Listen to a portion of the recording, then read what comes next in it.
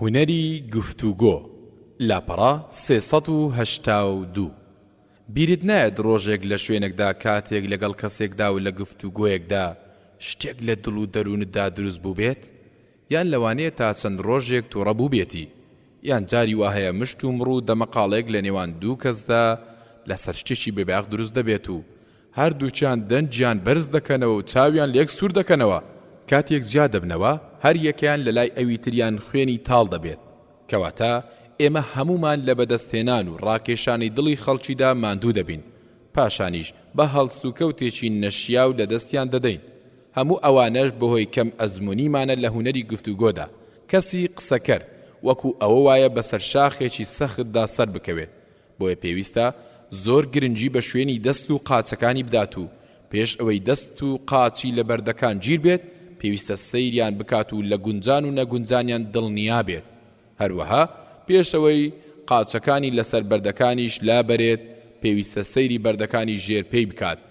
لەبەرەوەی نەوەکو پێیەکانی بترازێت و بکەوێتە خوارەوە درێژە بە قسەکانم نادەم باشترین قسەش ئەوانن کە کورت و بەڵگەدارن چونە ناو دەمەقاڵێ و مشتومڕەوە کارێکی باش نییە بەڵکو کارێکی سەرزەنشکراویشە لەوانەیە لەگەڵمدا هاوڕا بیت کاتێک دڵم زیاتر لە سەدانەوەتی مشتومڕەکان بێسوود و بێبایەخن بە گوێرەی توانەکانت هەوڵدا لە مشت و مڕدور بکەویتەوە کاتێکی ژێچێک ڕەخنەت لێ دەگرێت یان قسەت پێدەبڕێت تووڕە مەبە و کارەکە بە سنگێکی فراوانەوە وەربگرە و بەبیرکردنەوە لەو کەسانە خۆت ئازار مەدە و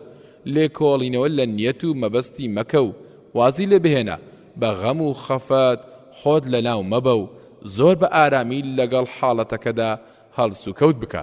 لەبەر ئەوەی زریان و ڕەشەبا تەنها وردە بەردەکان دەجوڵێنن و یاریان پێدەکەن بەڵام بە دڵنیاییەوە ناتوانن چیا جێگیر و گەورەکان بلەرزێنن دەی تۆش وەکو سیا و شاخەکان بەهێز و خۆڕاگر بە کاتێک قوڕەیش پەیمانی حودەیبیان شکان پێغەمبەر صلی الله عليه وسلم و هاوڵانی بۆ ڕزگارکردنی شاری مەککە کەوتنە ڕێو لە نزیک مەککە لایەندا ئەبوو سوفیان خۆی و هەندێک لە بێباوەڕان لەسەر سەربازگەیەکی مسلمانان نزیک دەبنەوە بەڵام نازانن کە ئەوە سەربازگەی مسلمانانە ئەبوو سوفیان کاتێک سەیری ئاگرەکەی سەربازگەکە دەکات دەڵێت هەرگیز ئاگر و سەربازگەی بەم شێوەیە نەبینیوە بەڕاستی گەورەیە چی ئەوانە دەبینێت یەکێک لە هاوڵەکانی دەڵێت ئەوانە هۆزی غوزاعەن و بە کۆمەڵ بۆ جەنگ هاتون ئەبوو سوفیانیش دەڵێت هۆزی خوزاعە زۆر لەوە کەمترن کە ئاگر و سەربازگەی بەو شێوەیان هەبێت ئەبوو سوفیان بەرەبەرە لە سەربازگەکە نزیک دەبێتەوە هەتا لەلایەن هەندێک پاسەوانی مسلمانانەوە دەستگیر دەکرێت و دەیانەوێت بیبن بۆ لای پێغەمبەر صلی الله عليه وسلم لەو کاتەدا عەباسی مامەی پێغەمبەر صلی الله عليه وسلم بە سواری لەوێوە تێدەپەڕێت ئەبوو سوفیانیش لە ترسدا لە دوای عەباسەوە سوار دەبێت و هاوڵەکانیشی بە ترسەوە شوێنی دەکەون و مسلمانانیش بە دوایانەوە کاتێک بەلای ڕەشماڵ و ئاگری مسلماناندا تێدەپەڕن ئیمامی عومەر دەیان بینێت و دەڵێت ئەوە ئەبوو سوفیانی دوژمنی پەروەردگارە سوپاس بۆ پەروەردگار بەبێ هیچ ڕێکەوتن و پەیمانێک دەستمان لێگیر بوو عەباس ناڵێت دەستی ئیمامی عومەری بگاتێ و بەپەلە دەیبات بۆ لای پێغەمبەر صلی الله عليه وسلم پاشان ئیمامی عومەریش دێت و دەڵێت ئەی پێغەمبەر صلی الله عليه وسلم ئەوە ئەبوو سوفیانە خدا بەبێ هیچ ڕێکەوتن و پەیمانێک هێناویەتە ژێر دەستمان با لە گەردەنی بدەم ئەبوو سوفیان زۆری بە مسلمانان کردبوو سەرکردەی جەنجی ئوحود و خەندەق بوو لە دژی مسلمانان زۆری ئازاری مسلمانان دا و زۆریشی لێ شەهید کردن ئێستاش ئاوا بە ئاسانی کەوتۆتە دەست مسلمانان ئیمامی عومەریش زوو دووبارەی دەکردەوە دەیوێت ئەی پێغەمبەر صلی الله عليه وسلم لە ملی بدەم کاتێک ئیمامی عومەر زۆر دووبارەی کردەوە عەباس ڕووی کردە ئیمامی عومەر و فەرمووی لەسەر خۆ بە ئەی عومەر سوێند بە پەروەردگار ئەگەر ئەبوو سوفیان لە هەوزەکەی تۆ بوایە ئەم قسەیەت نەدەکرد ئیمامی عومەر هەستی کرد لەوانەیە بکەوێتە مشت و مڕێکی نەگونجاوەوە هەر بۆیە زۆر بە ئارامی فەرمووی عەباس تۆش لەسەر خۆ بە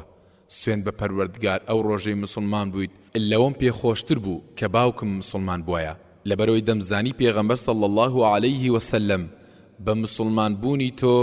چەندە دڵی خۆش دەبێ و بوونی تۆی لە مسلمان بوونی باوکم پێخۆشتر بوو کاتێک عەباس گوێی لەم قسەی بوو بێدەنگ بوو گفتوگۆکەش کۆتایی هات لەگەڵ ئەوەشدا ئیمامی عومەر دەیتوانی درێژەی پێ بدات و بیوتە مەبەستت چییە تۆ ناخ و دەرونی من تۆمەتبار دەکەیت دەزانی چی لە دڵی مندا هەیە بۆچی دەتەوێت ناکۆشی هۆزایەتی بەرپا بکەیت نەخێر هیچ یەکێک لەم شتانەی نەوت هەردووچیان بێدەنگ بوون و ئەبوو سوفیانیش سەیری دەکرد و چاوە نوار بوو بزانێت پێغەمبەر صلی الله عليه وسلم فەرمان بە چی دەکات پاشان پێغەمبەر صلی الله عليه وسلم فەرمی عەباس لەگەڵ خۆت بیبە و بەیانی بیهێنەرەوە عەباسیش دەیبات بۆ ڕەشماڵەکەی و ئەو شەوە بەیەکەوە دەبن کاتێک بەرەبەیان دێت ئەبوو سوفیان دەمینێت مسلمانەکان هەمویان هەستاون و خەریکی دەستنوێژگرتنن دەڵێت عەباس ئەمانە چیانە عەباسیش دەفەرمێت ئەوە گوێیان لە بانگی بەیانی بووە و دەچن نوێژەکانیان ئەنجام دەدەن پاشان هەموو ئامادەی نوێژ دەبن و ڕیز ڕیز دەوەستن پێغەمبەر صلی الله عليه وسلم پێش نوێژیان بۆ دەکات و ئەبوو سوفیانیش ئەم دیمەنانە دەبینێت بە ملکەتی و گوێڕایەلیان سەرسام دەبێت کاتێک نوێژەکانیان تەواو دەبێت عەباس دێت بۆ ئەوەی ئەبوو سوفیان بێت بۆ لای پێغەمبەر صلی الله عليه وسلم ئەبوو سوفیان دەپرسێت و دەڵێت عەباس ئەگەر محەممەد هەر فەرمانێکیان پێ بدات بەگوێی دەکەن عەباسیش دەفەرموێت بەڵێ سوێن بە پەروەردگار ئەگەر فەرمان بدات بۆی کە واز لە خواردن و خواردنەوەش بهێنن بەگوێی دەکەن و وازی لێ دەهێنن پاشان ئەبوو سوفیان دەڵێت ئەوەی ئەم شەو بینیم نە لە لای کیسڕا و نە لە لای قەیسەر نەمبینیوە کاتێک چوونە لای پێغەمبەر صلی الله عليه وسلم پێی فەرموو ئەبوو سوفیان ئایا کاتی ئەوە نەهاتۆ کە بزانیت جگە لە ئەڵڵا هیچ پەروەردگارێکی ڕاستەقینە بوونی نییە ئەو شەوەی کە ئەبوو سوفیان لە ناو مسلماناندا بەسەری برد بوو بەس بوو بۆ ئەوەی کە ڕق و دوژمنایەتێکی کەم بێتەوە هەر بۆیە وتی باوک و دایکم بە قوربانت بن ئای چەندە ئارامگر و بەڕێزیت سوێن بە پەروەردگار وا دەزانم ئەگەر جگە لە ئەڵڵا خودایەکی تر هەبوایە ئەوە یارمەتیەکی دەدام پاشان پێغەمبەر صلی الله عليه وسلم فەرمووی هاوار بۆ تۆ ئەی ئەبوو سوفیان ئایا کاتی ئەوە نەهاتۆ بزانیت کە من پێغەمبەر و ڕەوانەکراوی خودام ئەبوو سوفیانیش زۆر ڕاشکاوانە دەڵێت باوک و دایکم بە قوربانت بن چەندە ئارامگر و بەڕێزیت بەڵام سوێن بە پەروەردگار هێشتا شتێک لە دڵ و دەروونمدا هەرماوە لەم کاتەدا عەباس دەفەرمێت دەی ئەبوو سوفیان مسلمان بە و شایەدمان بێنە کەمێک بێدەنگ دەبێت و پاشان دەڵێت ئەشهەد ئەن لا ئیلاهە ئیلا الله وأشهد أن محمد رسول الله پێغەمبەر صلی الله عليه وسلم کاتێک گوێی لە مسلمان بوونی ئەبوو سوفیان بوو ڕوخساری گەشایەوە و زۆر دڵخۆش بوو پاشان عەباس فەرمووی ئەی پێغەمبەر صلی الله عليه وسلم ئەبوو سوفیان پیاوێکە حەز بە گەورەی و شانازی دەکات شتێکی بۆ بکە و ڕێزێکی لێ بنێ پێغەمبەریش صلی الله عليه وسلم فەرمووی هەر کەسێک بچێتە ماڵی ئەبوو سوفیانەوە ئەوە پارێزراو دەبێت لۆ چوون زیرەکی ئەوە نییە کە لە مشت و مڕدا سەرکەوتوو بیت بەڵکو زیرەکی ئەوەیە کە هەر لە سەرەتاوە نەچیتە ناو مشت و مڕەوە و خۆ تووشی دەمەقاڵێ نەکەیت خوێنەری بەڕێز ئەم تڕاکە بە کۆتا هات